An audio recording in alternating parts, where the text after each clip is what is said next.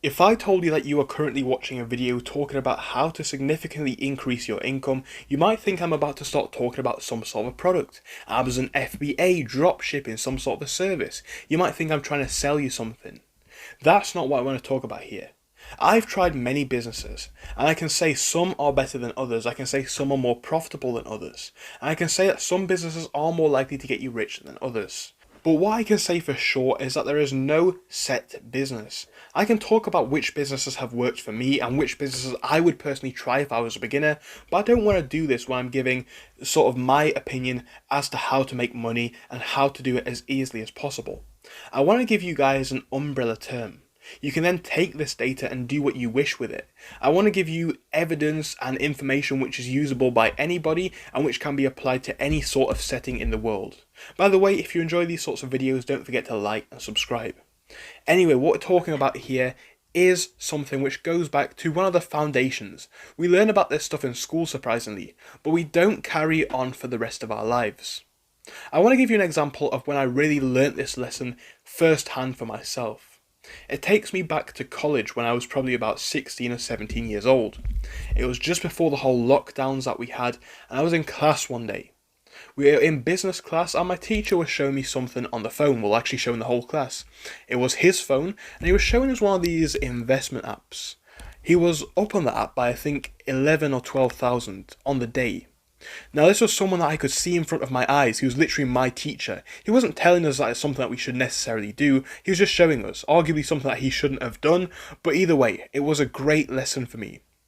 For the first time, I realised that there was somebody in front of me who knew something that I didn't, who had access to information which I didn't, and who wanted to share it with me. Fortunately, in the past couple of years, I've been able to get myself into that sort of position myself, where I can say to a lot of my friends, hey, I've got this business. I sell stuff on eBay and I make this much money. I've started trading on the stock market and I've actually made quite a decent amount here. And my friends can sit there and say, yeah, well, whether they want to start it or not, they understand that I'm somebody who knows stuff about this sort of stuff. And I don't say that to, blow my own whistle or anything. I'm just saying it to amplify the point.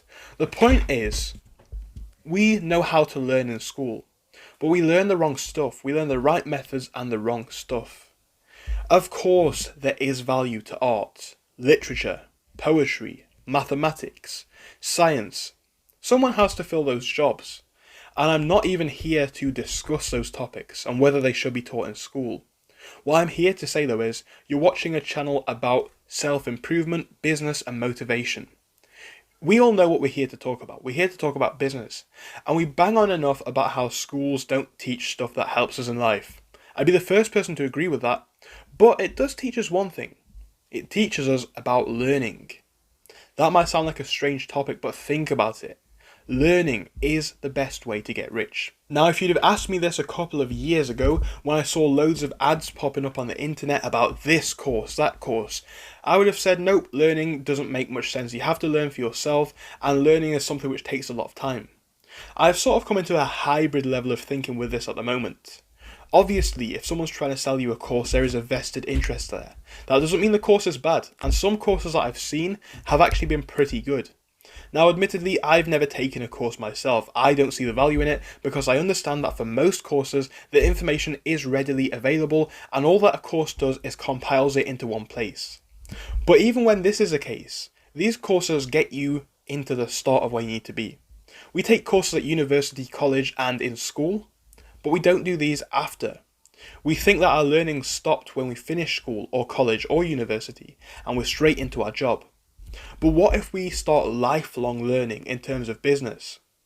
When we were in school, we failed tests all the time. I remember I failed loads of tests before actually passing my main exams. It's probably true for you as well. You failed a test at some point. When we think about this in school, it's easy. It's not really a big deal. When we think about this in the real world, we always deep it and take it too far. It's always the case in business. Business is like a test and business is like learning. Implementing what you've learnt is the business and learning is what helps you to make it succeed. When you fail in business, you've just failed the test, that's all. It doesn't mean that the test is wrong. It doesn't mean that the test won't work. When we use this analogy, it makes more sense because of course it makes sense. Of course a test isn't wrong. It's you that needs to improve on it. To a degree, it is common sense, but we need to understand what goes into these top 1% people. Why is Amazon the biggest company in its field? Why are Google, Microsoft, and Apple some recognizable names in the technology space? It's because they were set up and ran by people who know what they're doing, arguably masters in their field. So why do you think you, who's Googled into the stock market for 5 minutes and put an investment in, is going to make a lot of money? Why do you think you who wants to start Amazon FBA but has tried for a day and given up, or a week, is going to become a millionaire with that business? It's unlikely. You need to become a master in your field.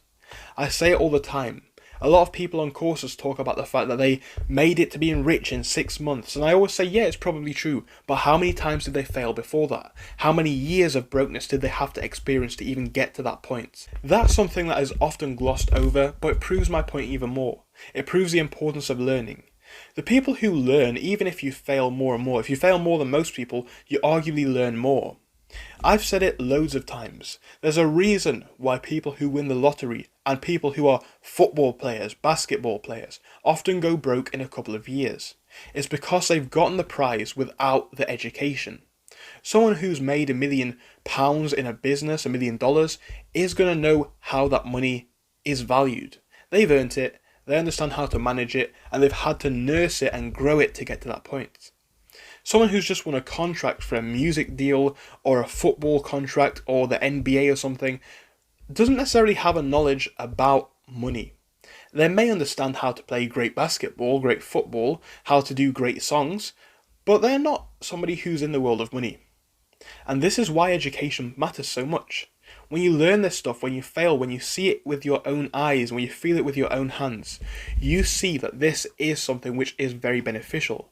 And failing is unfortunately part of the long process. Unfortunately, not enough people embrace failure or learning. It is hard to embrace failure because when you fail, you feel like a failure. But it doesn't mean that you're a failure. It means that this opportunity at this time has not worked out. It's very rare that it does. However, what makes it much more likely is continuing to persist. As I always say on this channel, we are not necessarily trying to get rich fast. All we're trying to do is maximize our potential to have success. And how do we maximize our potential? By playing as much as possible. Let's say that there's 100 tickets in a raffle. If I buy 80 of them, I'm very likely to win something. Whereas if I buy only one ticket, the chance of me winning is just as good as anybody else, or probably even less. This is just like business. 100 attempts in the bag is going to be much better than 1, 2, 3. The more you can do, the better. It's unlikely that you're going to fail at everything, but it's hard to continue to persist past that point. And going back to the overarching topic, not enough people embrace learning.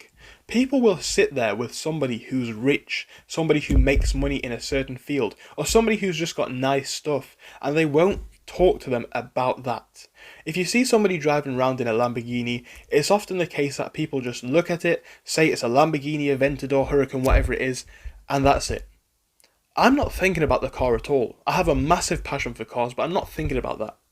I'm thinking about, how is there somebody out there who's got 300,000, 400,000, 500,000 for a car, and I haven't? That's not their net worth, that's how much their car is worth. The truth is, and not a lot of people are going to like this, but when you're in the presence of somebody who knows their stuff, the best thing you can do is not really talk to them about their stuff, because that's just something that they've earned along the road. The most meaningful thing that I personally think somebody could do in that situation is sit back and listen to what this person knows. This person's in the position that you want to be in, but so many people don't listen. They don't see the importance of listening.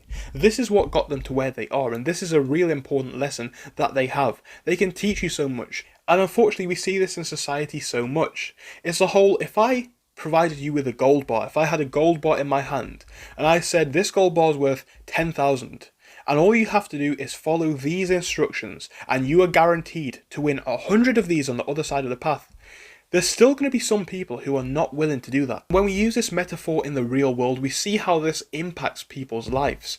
Whether we talk about courses or time, it doesn't matter. Investing money into a course or investing time into learning is beneficial to you in the long run. Now, I'm not saying that every course is good, and I'm not even saying that you need one, but what I'm saying is that learning in some way is the most valuable thing, and if you don't learn, you're not going to get there at all. What I'm learning over time, and what continues to surprise me day by day, is that there really are people out there who have cracked the code, so to speak, of life. They really are living this lifestyle. There really is communities of people and areas where you do see Ferraris, Lamborghinis, Maseratis, Bentleys driving around commonly. It's not rare.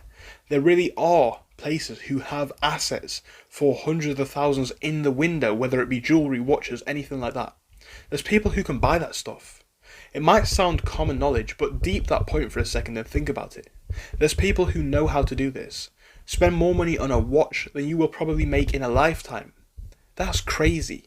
And we could make the ethical argument about some people being billionaires and some people being broke, but I don't even want to do that here. I want to focus on the specific and straight facts of this. When people have cracked the code, you must not ask, oh, why has somebody got a fancy yacht? Why has somebody got a Lamborghini, a Bugatti, a Ferrari? Why has somebody got a Richard Mille watch? You need to ask something deeper. What industry is this person in? How did it happen? Where did they start off? What year did they start? What can I learn from that? Can I get into that industry? Do I have an interest in getting into that industry? What can I learn about that industry? Is it something which is easy to obtain? Is it something which I can realistically do? Can I see myself in that position? These are just a few of the quick fire questions that I'd be asking somebody in that field, or myself, or a bit of those combined. If we just take an hour to write down a load of questions that we have about this person, not their car, not their watch, not their house, this person and their business, and then we start to write answers when we actually think the answers out, we understand, damn, there is a lot that we can learn from this person. But unfortunately, that's not how most people work.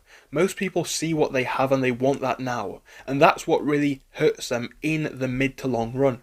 They cut off their long-term ambitions, their long-term possibility of realistically getting there, to have a short-term buzz at the hope of getting something to achieve nothing.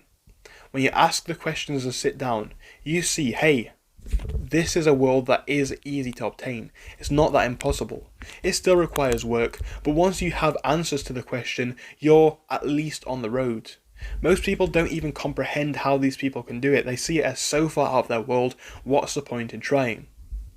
It's going to be hard to get there, but learning is the first step. Learning how these people got there, learning how you could get there, and learning how easy it realistically is. Like when we think about becoming a millionaire, it's not really that impossible. To become a millionaire, you don't really need to be a pioneer, you just need to do something well and do it a lot. To become a billionaire, you could argue that you need to be a pioneer, as a lot of billion-dollar businesses and billion-dollar business founders have created something truly revolutionary. And the ones who haven't have often revolutionized a process to make them billions in the first place. You don't necessarily need that though. If you're looking to just make a couple of extra hundred a month, a couple of extra thousand, ask the questions and you will almost always receive some answers. Learn from people who know the stuff, and you'll understand that when you close your mouth and open your ears sometimes, you learn way more. Unfortunately, it's only something that I've just learnt myself, but I'm so glad that I have. Acknowledging this has allowed me to learn more stuff from other people, look at things with a different mindset and a different angle, and also pass knowledge on that I have both to other people that I know, and also allowed me to create this YouTube channel, which some people have actually said has provided them with a lot of value. So what I'm saying here is, you have something to offer and you have a lot to learn. When you acknowledge that you have the tools to learn and that you've been learning for a lot of your life already, you understand how easy it is to put your brain into gear and know about learning, to learn about learning. Being on that continuous journey is what allows for continuous success. No matter what business, industry, or goal you want to get to, things change almost on a daily basis. So when you learn this, when you keep up to date with your knowledge and your information, you'll be on top of your game, able to smash through any achievement that you want. But you need to know what goes into it. You need to know the changes to expect and the big hurdles that you should anticipate. But once you get to this point, you'll really be on the road to having some amazing success. If you do like this sort of video, don't forget to like and subscribe. I'm trying to make one video every single day, and you guys do seem to be enjoying the content that I am publishing. Don't forget to join us tomorrow, where we're going to be talking about something else, and I hope that you do like this series. If you do drop me a comment to let me know. Thank you so much, and I do hope to see you tomorrow in our new episode.